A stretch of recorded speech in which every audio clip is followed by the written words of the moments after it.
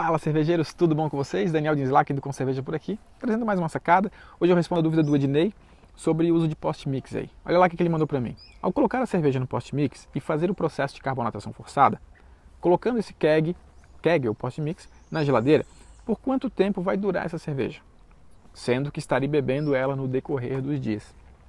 Legal, Ednei. Basicamente é o seguinte, a gente não pode falar de tempo de validade, eu já falei aqui em outros vídeos sobre validade da cerveja, isso é bem relativo, tá? Primeiro que a sua cerveja não vai estragar a ponto de você jogar fora. Isso acontece se você não tiver feito uma boa produção, se ela contaminar, se tiver com algum off-flavor, que fica difícil de consumir.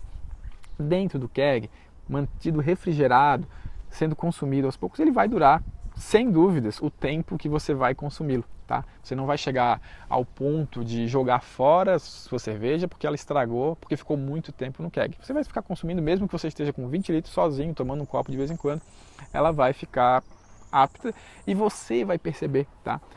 Não estou aqui, você não precisa se preocupar em eu dizer um período para você de repente, passou um mês que a minha cerveja está aqui e não presta mais. Não, você vai tomar. Se você achar que não está boa, que o seu paladar não dá mais para tomar, você vai jogar fora, vamos dizer. Esse seria o critério, você que vai definir. Não tem nenhum problema com risco à saúde, tá? Esse é o grande, como que eu posso dizer? O grande benefício da cerveja e que não precisa a gente se preocupar com estragou a cerveja, eu vou passar mal. Não, porque você não vai ter o aparecimento ali, quando muitos alimentos, por exemplo, que a gente tem ali, uma semana na geladeira, estraga. Porque ele de fato, começa a ser contaminado por bactérias que de fato podem ter problemas prejudiciais para a saúde, que vão trabalhar ali no nosso na flora intestinal e tudo mais, né? Não vou entrar nesse detalhe, mas que a gente percebe claramente uma contaminação. Com a cerveja, o ambiente ácido, a questão do lúpulo, o frio que você vai ter ali, mantendo resfriado, não vai ter contaminação, não vai ter entrada de contaminantes com esse tipo. O que pode ter de contaminação são, sim, bactérias que consomem, ou leveduras selvagens que consomem açúcares, que de fato podem contaminar a sua cerveja. Mas o que elas vão fazer? Elas vão deixar a sua cerveja ou com gosto muito ruim, com gosto de vinagre, você não vai querer tomá-la, não é que você vai tomar e não vai perceber e vai acabar passando mal. Tá? O fato é que você não vai gostar e de repente vai acabar jogando fora, mas não precisa se preocupar com essa questão.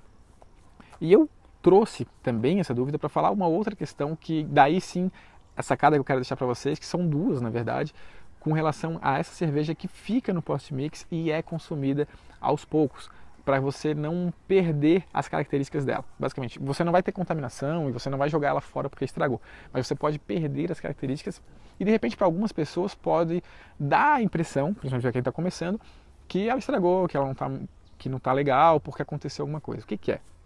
Vamos dizer que você está com o post-mix ligado, você leva alguns amigos na sua casa, vocês vão tomar ali 1, 2, 3 litros de cerveja.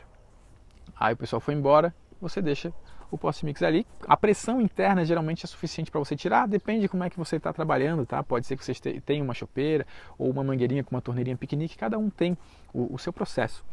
E nesse aspecto, você pode ter usado o cilindro de CO2 para transferir essa cerveja direto para a sua chopeira ou não, porque a pressão interna pode ser suficiente. Só que acontece, começa a diminuir a pressão, você perde um pouco de cerveja e perde pressão ali dentro, você não está com aquele ambiente cheio de CO2, tá? Você fica com espaço ali. E o que acontece? Esse espaço tem uma pressão diferente da pressão que está no líquido ali, o CO2 que está dissolvido no líquido. Se você não fizer nada, simplesmente deixar ali na geladeira, o CO2 que está dissolvido no líquido, preso no líquido, por pressão, quando você tira essa pressão, jogando um pouco de cerveja, né, para consumir, esse CO2 vai começar a se desprender do líquido para ocupar esse espaço vazio que ficou ali no post-mix. O que acontece? Você está tirando o CO2 da sua cerveja para ocupar espaço vazio. Você vai descarbonatar a sua cerveja. Então, depois de algum tempo, quando você for consumir, sua cerveja está choca, estragou, alguma coisa. Não, você perdeu o gás carbônico dela. Então, qual que é a sacada aqui? Depois que você terminou de consumir sua cerveja, você dá uma carga, se você não tiver com carga direto, de CO2 para ocupar aquele espaço e manter a pressão interna do barril. Assim ela vai durar mais tempo com as mesmas características. Não é questão de estragar ou não, mas com as mesmas características. Depois de uma semana, 2 semanas, se for tomar de novo, você vai estar ali com a cerveja com a mesma carbonatação. E o inverso também acontece. Se você tiver com a linha, com o gás carbônico ligado ali e transferindo a sua cerveja para uma chopeira, alguma coisa assim, e você deixa ligado ali direto. A pressão geralmente de linha é maior que a pressão interna do barril, para poder levar para frente e fazer o serviço. Então você, depois que terminou de consumir, você está com uma pressão ali dentro do seu barril maior do que a pressão de CO2 dentro da sua cerveja, no líquido. Essa pressão interna que fica dentro do post-mix do barril é um pouco maior. Você teria que fazer o que aí? Aliviar a pressão. Por quê? Porque essa pressão que está maior vai acabar também dissolvendo no líquido e aumentar a carbonatação da sua cerveja. Aí o que acontece, às vezes você deixa, isso é muito comum, tá? Provavelmente aqui alguém já deve ter passado por isso e eu convido para deixar aqui um comentário embaixo desse vídeo para falar se já percebeu isso e se sabia, se não sabia o que era. Mas de fato o que acontece é isso. Você deixa uma carbonatação maior, a cerveja está muito boa, tudo certinho, o serviço fica ótimo, você guarda na geladeira, aí você vai servir de novo, só sai espuma. Realmente é bem frustrante, porque você começa a procurar onde, o que está acontecendo, não sei o que é. É basicamente isso, você super carbonatou a sua cerveja enquanto estava armazenada, porque a pressão que você botou dentro do barril, ou do post-mix, que era maior que a pressão da cerveja, que já estava pronta ali, com a carbonatação, o volume de CO2 que você queria para consumir.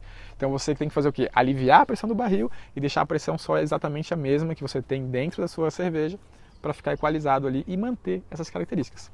Ok, pessoal? Basicamente são essas duas questões. Com relação à contaminação, eu digo que não é um problema, no prazo de validade não é uma coisa a se preocupar, você com certeza vai consumir sua cerveja antes que ela estrague.